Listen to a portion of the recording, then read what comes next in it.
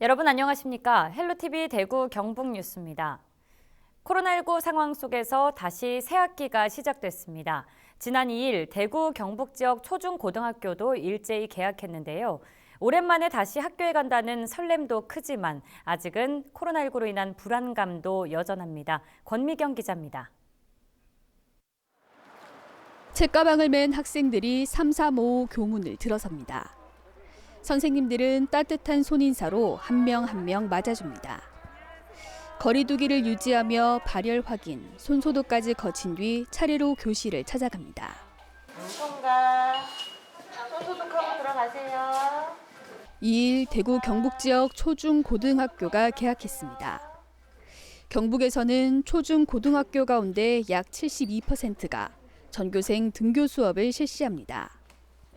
그런가 하면 대구에서는 초등학교 1, 2학년과 중고등학교 3학년은 매일 등교하고 나머지 학년은 격주 또는 격일로 학교에 가게 됩니다.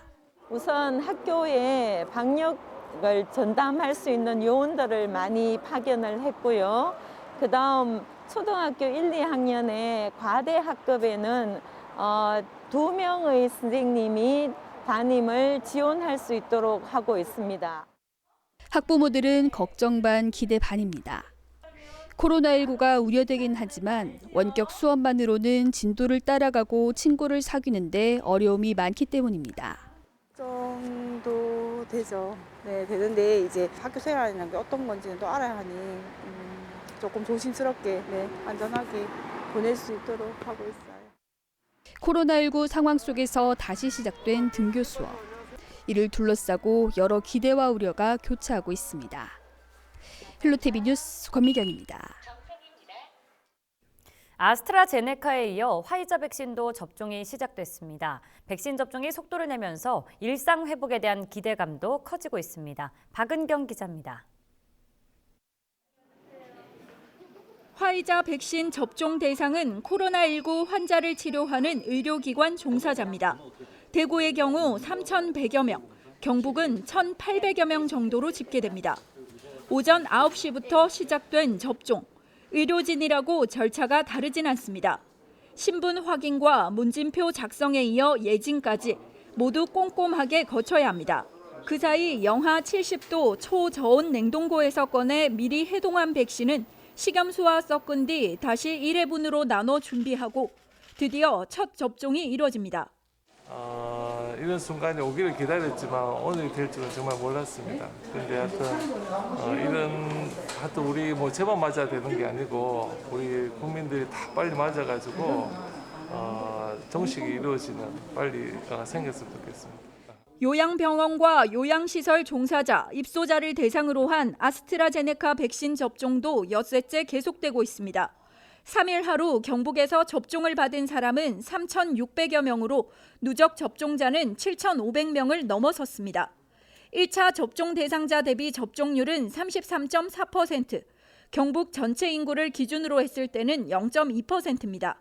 각 시군에서는 오는 24일까지 1차 접종을 마무리한다는 계획입니다. 코로나19 백신 접종에 철저한 준비를 했습니다. 백신에 대한 안정성은 입증되었으니 우려하지 마시고 접종 받으시기 바랍니다. 하루빨리 마스크 없는 자유로운 일상으로 복귀할 수 있도록 많은 협조 바랍니다. 1차 접종 후 화이자 백신은 3주 뒤, 아스트라제네카 백신은 8주 뒤부터 2차 접종이 시작됩니다. 방역당국은 충분한 접종으로 집단 면역이 형성되기 전까지는 계속해서 마스크 착용, 손 씻기 등 개인위생 수칙을 철저히 지켜줄 것을 당부했습니다. 헬로티비 뉴스 박은경입니다. 예천에 들어설 대한육상연맹의 육상교육훈련센터가 첫걸음을 내딛었습니다. 센터 건립에 앞서 예천 청소년 수련관에 사무실과 교육공간을 마련하고 개소식을 가졌습니다. 이하영 기자입니다. 국내 유일의 육상 전용 도움 훈련장을 갖추고 있는 예천군. 실내 트랙 등 기존 육상 훈련 인프라를 바탕으로 전국 육상대회 개최지와 전지 훈련지로 각광받고 있습니다. 예천 운동장은 작년에 경기도 많이 치렀고 육상 선수들이 필요한 훈련 장비 그리고 선수들이 부상을 안 당할 수 있는 모든 장비를 다 갖춰 있기 때문에 훈련 실내 트랙하고 여기 운동장 사형 운동장 그 트랙까지 되게 육상 선수들한테 최적화하게 잘 돼 있는 경기장이라고 생각해서 전주훈련을 이쪽으로 내려오게 됐습니다. 대한육상연맹은 지난해 11월 육상교육훈련센터를 예천에 설치하기로 하고 예천군과 협약을 체결했습니다. 센터 건립에 앞서 예천 청소년 수련관에 사무실과 교육 공간을 마련하고 개소식을 가졌습니다. 육상교육훈련센터가 본격 운영이 되면 교육훈련 인원만 매년 2, 3만 명이 예천을 방문할 것으로 기대됩니다. 육상교육훈련센터는 육상 관련 심판 지도자들을 교육하는 곳입니다. 그렇기 때문에 해서 예천에 많은 앞으로 육상 대회와 또 육상 전지 훈련을 위해서 많은 선수들이 찾아올 것으로 기대되고요.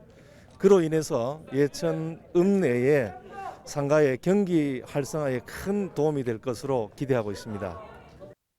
훈련센터는 지은 지 45년이 지난 예천 학생 실내 체육관을 허물고 지하 1층, 지상 6층 규모로 들어설 예정입니다. 착공 시기는 내년 7월로 2023년 말 완공될 계획입니다. 헬로티비 뉴스 이하영입니다. 이제는 농업도 개성시대라고 해야겠습니다. 식용곤충하면 길거리에서 흔히 접하는 번데기를 떠올리실 텐데요. 이미 전 세계 약 20억 명이 식용곤충을 섭취하고 있습니다. 이 곤충 산업의 메카로 불리는 경북 예천의 한 식용곤충 농가의 목소리를 직접 들어봤습니다.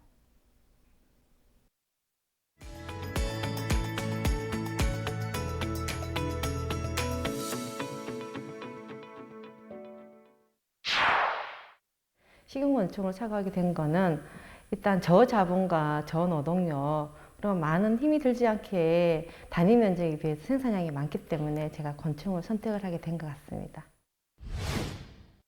일단 곤충을 제가 처음 시작하게 된 거는요 2013년부터 시작을 했었고요. 그리고 2014년부터 본격적으로 곤충 사육을 시작했습니다.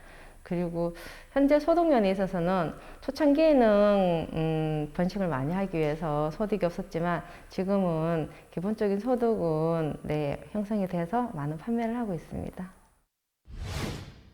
일단 외국에 같은 경우는 마트에서나 언제든지 사고 팔 수 있는 그런 곤충 시장이 되어 있다고 알고 있거든요.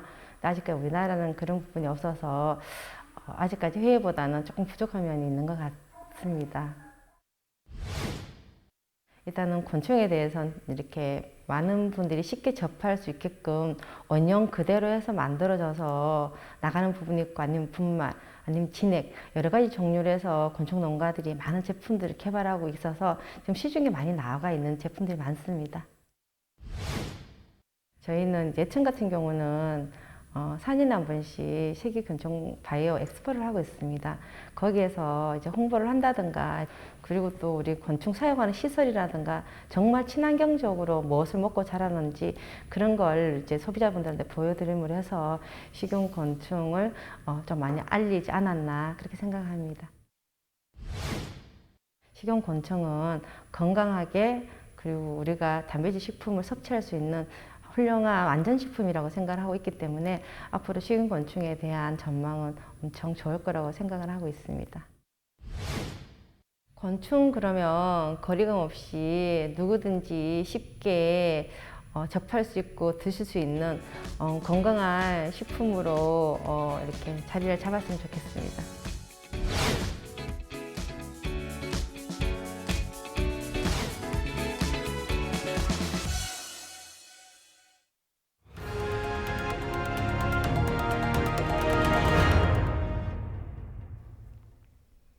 경상북도는 사라지는 농촌에서 살아나는 농촌을 만들겠다며 청년 농업인 스마트팜 지원 정책을 추진하고 있는데요. 이번 이슈앤피플에서는 판교 IT 회사를 그만두고 고향 의성으로 돌아와 스마트팜에 도전한 청년농부 정병화 대표를 만나봤습니다. 영상으로 함께 하시죠.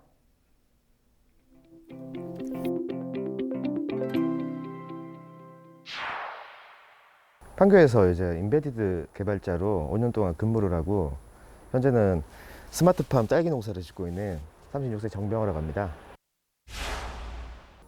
네, 직장을 그만두고 스마트팜 쪽으로 관심을 많이 가지게 되었습니다. 근데 의성군에서 그 청년 스마트팜 지원 사업을 한다고 해서 이쪽 사업을 지원해서 지금은 현재 딸기 농사를 짓고 있습니다. 네, 의성군 청년 스마트팜 지원 사업은 교육기관을 통해 가지고 딸기 교육을 먼저 진행을 하고요. 그 다음에는 딸기 실습을 진행을 하게 됩니다. 실습 기간 동안에는 월 200만 원을 받으면서 진행을 하게 되고, 뭐 정식부터 그리고 육묘 그리고 수확 그리고 선별까지 모든 딸기 총 과정을 1년 동안 진행을 하게 됩니다. 지역분을 쓰게 되면은 뭐 파트타임으로 쓰는 것 같은 경우는 뭐 한번 잠깐 안 바쁘실 때 와서 도와주는 거는 괜찮지만, 뭐 상시적으로 이제 계속 쓰는 거는 아무래도 그게 지역분이 농사도 지어야 되고 하는 애로사항이 많다 보니까 그런 부분들 때문에 계속 쓰는 거는 쉽지 않습니다. 네, 의성군 딸기 장목반과 그리고 딸기 연구회를 진행을 하고 있고요. 딸기 장목반 같은 경우는 같이 출하를 하는 걸 목적으로 두고 있으며, 뭐 박스를 같이 쓴다든지 뭐 같이 공동으로 어떤 물건을 산다든지 그런 부분을 해서 저희가 같이 하고 있고, 연구회는 딸기를 저희가 내는 목적이 아닌 좀 공부하고 연구하는 목적으로 연구회를 진행하고 있습니다.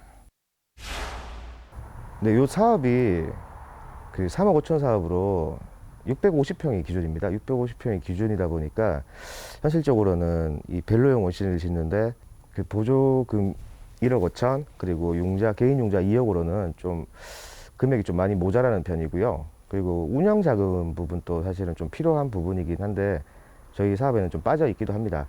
후배님들이 만약에 이 시설을 진행을 하시려고 하신다면은 운영 자금도 생각을 하셔야 되고, 혹은 땅을 사신다고 또 하시면은 조금 더 많은 여유 자금이 필요하다고 생각하셔야 됩니다. 뭐 의성군이 지금 뭐 공항이 새로 들어온다고 하다 보니까 땅값이 좀 많이 오른 편이긴 합니다. 그래서 새로 들어오실 분들은 좀 그 부분을 염두에 주셔가지고 그 지리적으로 좀 고민을 좀 많이 하셔야 될 것 같고요. 기농기촌 자금을 좀 많이 좀 잘 이용해 주셨으면 좋겠습니다. 뭐 총 3억까지 쓸 수 있으니까 그 부분을 뭐 집을 산다든지 아니면 토지를 산다든지 하는 부분에 좀 잘 균형을 맞춰서 쓰는 게 좋을 것 같습니다. 공판장에 냈을 경우에는 딸기값이 그렇게 좋지 못한 경우가 많더라고요. 저는 그래도 직판이 조금 많은 편이라 가지고 좀 낮지만, 뭐 공판장만 낸다고 생각하시면은 요 농사가 아무래도 상당히 힘들 거라고 생각합니다. 뭐 그걸 좀 극복하시려면은 뭐 택배라든지 그리고 뭐 같이 공동으로 마트에 납품하다든지 아니면 이마트 쪽으로 뚫는다든지 그런 부분들을 많이 다들 진행을 하려고 하고 있습니다. 저희 지금. 근데 의성군에 시설이 많지 않다 보니까 그런 뭐 지하수 개발이라든지 아니면은 뭐 상수도라든지 그런 부분들이 좀 지원이 좀 미비한 게 많더라고요. 이제 스마트팜도 많이 늘어나는 추세이기 때문에 지하수 개발 뭐 지원 사업들도 좀 많이 늘려주고, 그리고 향후에는 그 상수도, 농사용 상수도를 좀 지원해 줬으면 합니다.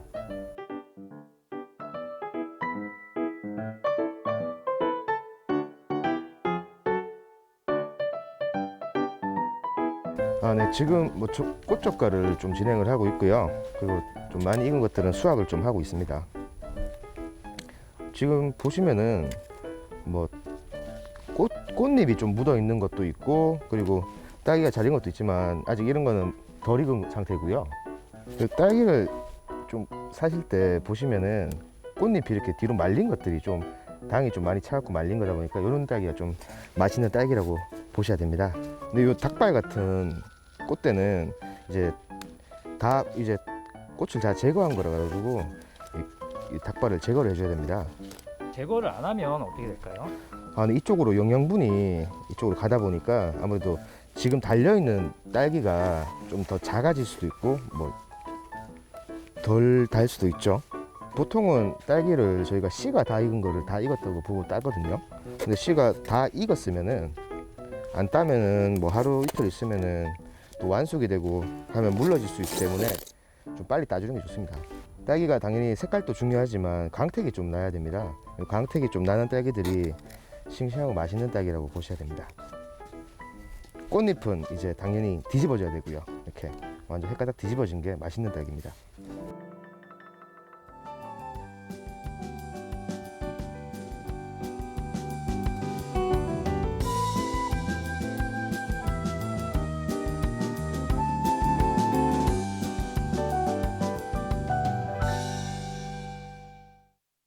대구와 경북을 하나로 묶어 인구 510만 명의 큰 도시로 만들자는 행정통합 작업에 속도가 붙고 있습니다. 최근 어떤 형태로 통합할지 대략적인 밑그림이 나왔는데요. 특별광역시 또는 특별자치도 둘 중 하나가 될 것으로 보입니다. 권미경 기자입니다. 대구 경북 행정통합 방안으로 제시된 안은 두 가지입니다. 먼저 대구 경북 특별광역시는 광역 대 광역, 기초 대 기초, 대등한 지자체끼리 묶어서 특별광역시 아래에 7개 자치구와 10개 시, 14개 군을 두는 형태입니다. 다른 하나는 대구 경북 특별자치도입니다. 대구시를 특례시로 만들고 그 아래 대구의 8개 기초자치단체를 준자치구로 둡니다. 이렇게 되면 특별자치도 밑에 1개 특례시와 10개 시, 13개 군이 존재합니다. 수렴된 의견들을 기본계획 초안 작성에 반영을 하였습니다. 지금까지는 막연하게 시도 행정 통합에 대한 의견들이 오고 갔습니다만은 이제는 구체적인 그 안을 가지고 어느 안을 택하느냐도 중요하지만 그 못지않게 중요한 게 바로 재정 문제입니다. 행정통합 공론화위원회는 제주도처럼 지방교부세 등 특례를 통해 재정을 확보하는 방안을 검토하고 있습니다. 지방재정교부금 특례라든지 지방교부세 특례라든지 지방교육재정교부금 특례라든지 이런 특례를 추가적으로 해서 국가재정 지원을 강화시키는 그런. 얼추 행정통합에 윤곽이 잡혔지만 아직까지 구체적인 논의가 더 필요한 상황. 공론화위원회는 4일부터 대구 경북 4개 권역별로 토론회를 열고 시 도민들의 다양한 의견을 들을 계획입니다. 또 이를 바탕으로 4월 말까지 기본 계획안을 완성해 시도지사에게 제출할 예정입니다. 헬로티비 뉴스 권미경입니다. 대구시가 대구형 배달 플랫폼 개발에 속도를 내고 있습니다. 대구시는 대구형 배달 플랫폼 구축 운영을 위해 2일 서비스 사업자와 대구사랑 상품권 운영 대행사, 골목상권 관련 단체들이 함께하는 상생협력 협의체를 구성했다고 밝혔습니다. 대구형 배달 플랫폼은 현재 6에서 13%인 배달 플랫폼의 중개 수수료율을 2%로 내리고 결제 수수료율도 3%에서 2.2%로 낮출 예정입니다. 이를 통해 소상공인들은 5%포인트 정도의 수수료 절감 효과를 볼 수 있을 것으로 예상됩니다. 또 대구사랑 상품권 모바일 결제 기능을 통해 시민들은 10% 할인된 가격으로 배달 서비스를 이용할 수 있도록 지원할 방침입니다. 국가인권위가 지난해 6월 가혹행위에 시달리다 숨진 고 최숙현 선수 사건과 관련해 경주시와 경주시 체육회에 재발 방지 대책을 마련하라고 권고했습니다. 인권위는 최 선수가 사망 직전 제기한 진정 사건을 조사한 결과 경주시와 경주시 체육회가 부실한 관리 감독으로 폭력 피해가 지속적으로 확대되는 데 일조했다며 구성원 보호와 관리가 작동되도록 규정과 인력을 보완하라고 권고했습니다. 또 경주시가 여자 트라이애슬론 팀을 사실상 해체한 것과 피해 사실을 진술한 선수들이 다른 지역에서 계약 해지를 당한 것과 관련해 심각한 우려를 표한다며 추가 피해가 발생하지 않도록 지속적으로 모니터링하겠다고 덧붙였습니다. 경주시청 트라이애슬론 팀 소속으로 활동한 최숙현 선수는 감독과 주장 선수로부터 폭행 등에 시달리다 지난해 6월 숨졌으며 숨지기 하루 전 인권위에 진정서를 제출한 것으로 확인됐습니다. 경북 소방본부가 봄철 화재 예방 대책을 추진합니다.